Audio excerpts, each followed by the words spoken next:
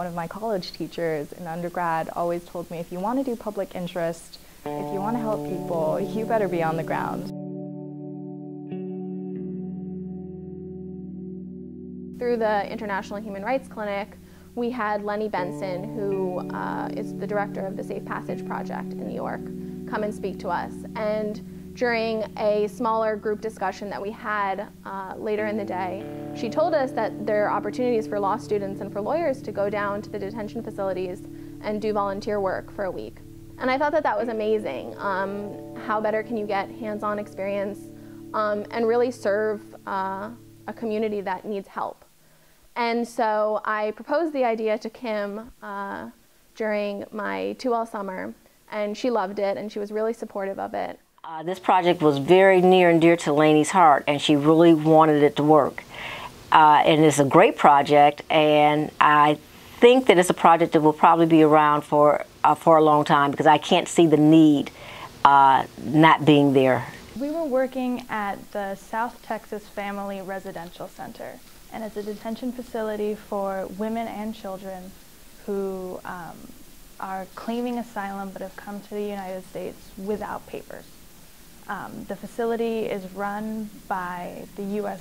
Immigration and Customs Enforcement, ICE, and it's also run by CoreCivic. And the women who are here are all here because when they came in front of an immigration officer for the first time, they said, I am afraid to come back to my country. I think my entire experience was shaped a lot by marveling at the sequestering of the space itself. There's a lot of guards, there's a lot of security, and the great thing was that there were also a lot of volunteers. So there were a lot of people that were able to do work with the women and children that are currently being detained in the center.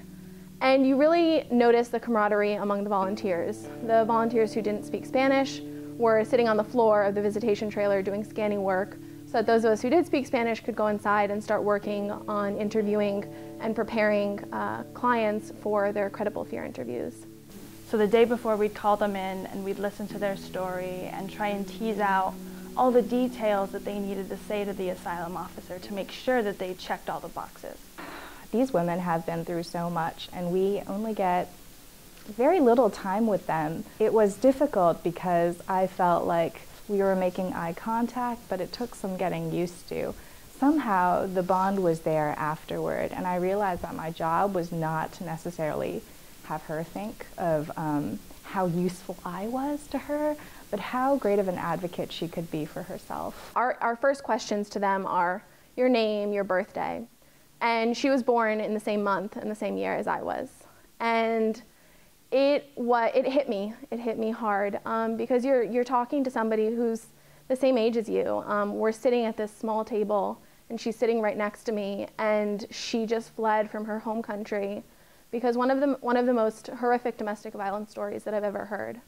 And I'm sitting on the other side of the table, just 2 feet from her, and yet I'm in a totally different position in life. And I actually have the ability to help her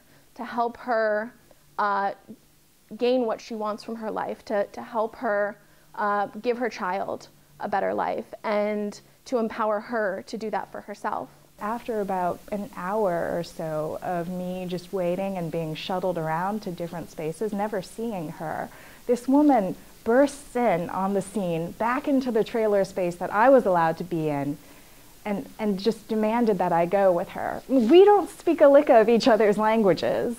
And so she just took me by the hand and led me back to her interview, and I sat down, and the interviewer asked, okay, now that you have your representation, now are you ready to do the rest of the interview? And so I'm having this conversation with this woman. Her case seems pretty strong. We're wrapping up, and she's just saying in kind of chit-chat, she's like, you know what, I thought what happened to me before was bad, but this is the worst thing that's ever happened to me. And it's like everything froze, because all of a sudden I had to be like, wait, what was this other thing that happened to you before? And it turned out that she had experienced a very horrible childhood trauma. And she couldn't see how that related to her asylum claim because it was different, and she didn't want to tell it, and it was very difficult for her even to tell me. And she said, you don't understand, you're the second person I told. But my job was just to make sure that she was aware of how brave she was and how much she needed to tell this. So I was just upbeat, like, yes, I am. Thank you for telling me. The asylum officer tomorrow, he's going to be the third person you're going to tell.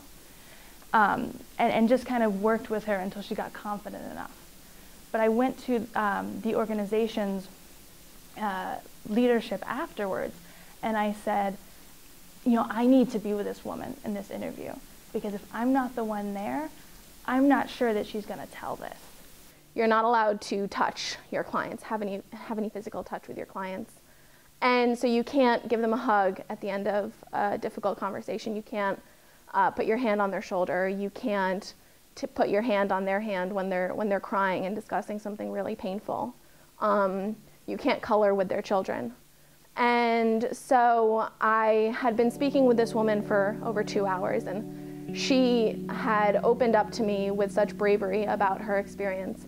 And all I wanted to do was put my hand on her hand and show her that I was there for her. We have a very strong public interest and pro bono community here at Duke Law. You can just walk into Kim's office or Stella's office and be like, I want to do X, and they'll make it happen. For someone that wants to do public interest work, maybe you think that you're not qualified in a skill set.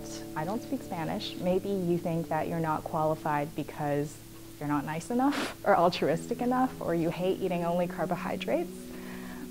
But I would say that just don't underestimate the impact that you can have. It's true of almost everyone who has done pro bono that the work that they've done in the pro bono projects have given them the opportunity to step away from the day-to-day of legal research and writing and contracts and you know, torts. It gives them the opportunity to stay to one, put what they're learning into practice, but two, step away from the Duke Law bubble and go out into the community and help others. Your experience in public interest is going to be what you make of it. I think that you really need to put in the time and effort to create a narrative for yourself, to gain necessary experience, to show your passion and your determination for that field. So whether it's labor law or environmental law or immigration law, there's so many opportunities here that you can really get involved in and do meaningful work like we did in Dilley, Texas.